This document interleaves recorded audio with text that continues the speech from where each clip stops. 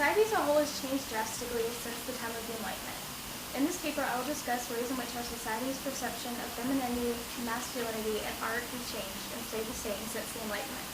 I'll focus on the film American Beauty and will compare and contrast that to some of the viewpoints in Jonathan Richardson's discourses on connoisseurship. The film American Beauty is an Oscar-winning film that's directed by Sam Mendes. It's about a man named Lester Burnham. Lester is a traditional family guy who lives in suburban America.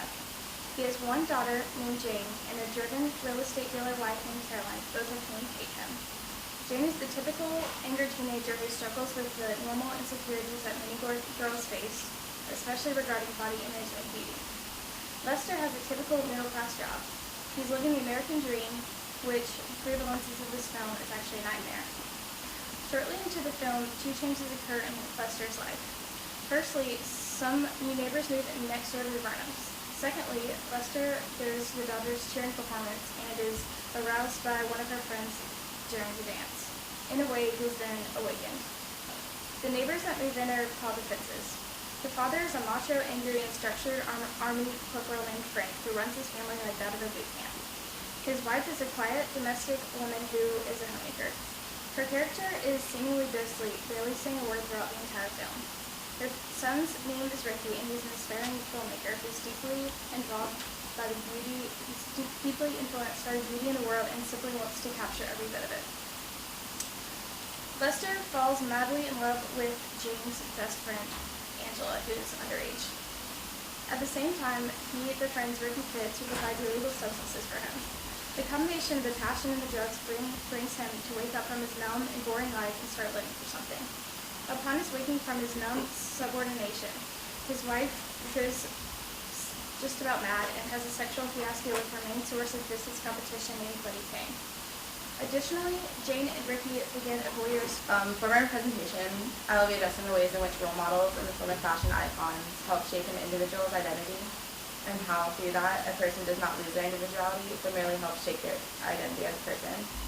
By examining various fashion icons from the Duchess of Devonshire during the Enlightenment period to Jackie Kennedy and Lady Gaga, what is shown is not only their fashion sense, but also the effect that their fashion and lives combined had and have over the public, men and women alike. To help understand their lives and fashion in society, examine not only articles from interviews, but personal letters in the case of Duchess of Devonshire. Through seeing their representation through their own eyes and through the public, their influence as people through their fashion expression is shown. Over time, the question of an individual's identity has been defined by a variety of factors. The way one dresses, talks, and behaves, not only in social settings, but in private ones as well. Fashion celebrates not only a person's unity with others, but their individuality. Certain fashions for people mean certain things. Over time, fashion trends have developed into means for people to express themselves, which helps put them into categories in society. People over time have modeled the way they dress, not only after the latest trends their friends wear, but also through their appreciation and regard for specific role models in society. Megan Swarovski, in her article The Fashionable Brain, The Psychology of Fashion, states that fashion has become a gateway to developing and maintaining a unique identity. During the Enlightenment period, a few individuals were admired for their fashion, the Duchess of Devonshire being one of the most renowned, not only for her bold statements in fashion, but also the influence that her wild life had upon society. Today we see the same influence from many of our well-known political idols and role models in music and the movies, where one woman stood fully in the Enlightenment era to the 21st century, where hundreds have sprung up from Jackie Kennedy to Michelle Obama to Miley Cyrus and Lady Gaga. Expression of self through fashion has become a way of life to identify us from the masses and truly find our role, not only in society, but also in our private lives as well. Fashion helps us tear down boundaries of gender and stereotypes, allows our true selves to shine through, much what the woman preached and still do today. All right. Well, good afternoon, everyone. Hope you're enjoying the conference. My name is Brock, and today I'll be talking about gender roles and how they've sort of changed from the Enlightenment period of playwrights to today in modern film. So to start off, what is gender? How can we define it? Surely our sex is biological by nature, male or female. However, what do people expect of these two different biological entities?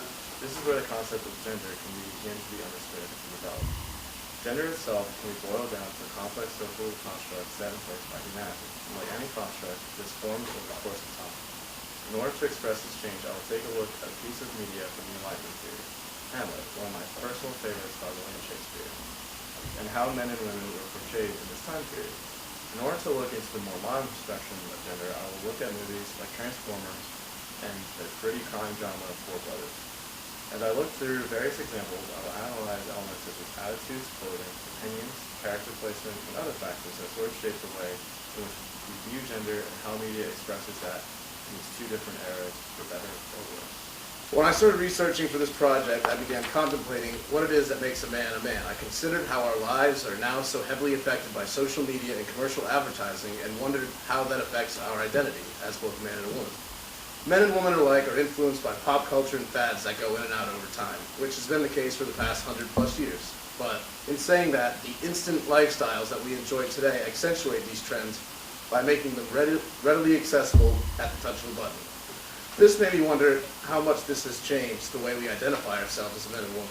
How can you individualize yourself or create an identity when you are constantly forced to face outside pressures from advertisers telling you that this is what it is to be a man, and if you don't follow along, you're less of a man? And when one considers how outside pressures form our identities, we can imagine how outside pressures affected the men of the past, the way they went about forming their identities.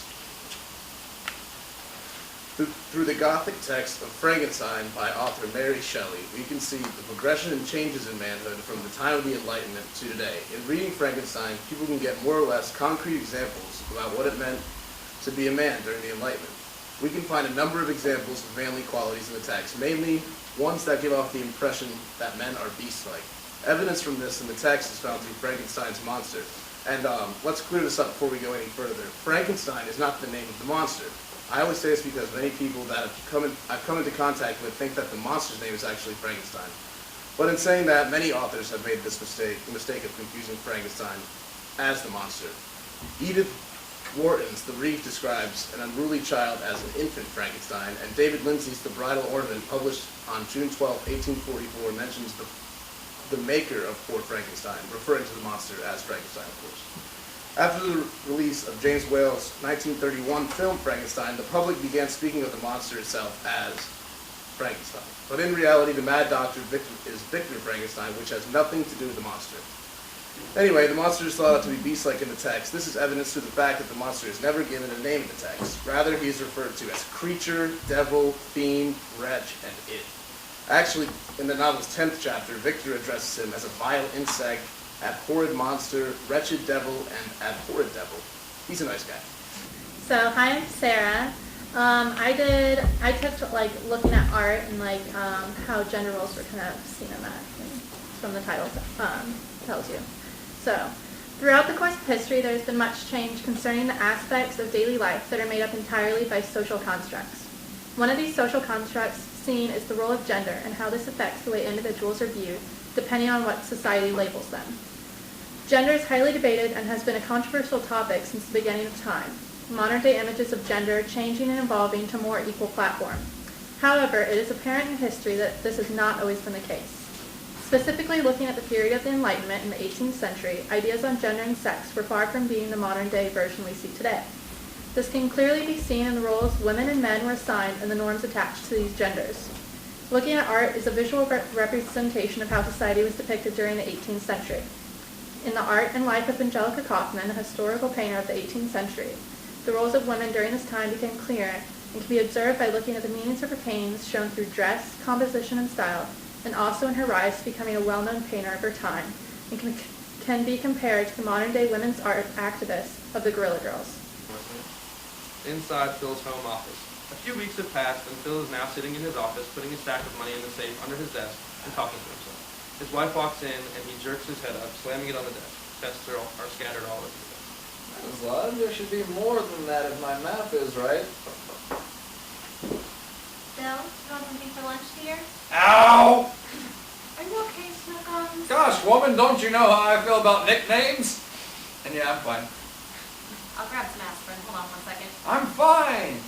Claire walks out to grab the medicine and returns with a small bottle and a glass of water. She hands both things to Phil. Baby aspirin? Just grab the first thing I saw. Great, thanks. Phil takes the pills and then sits back in his desk chair. Oh, I've been meaning to ask you, have you seen Dylan around at all?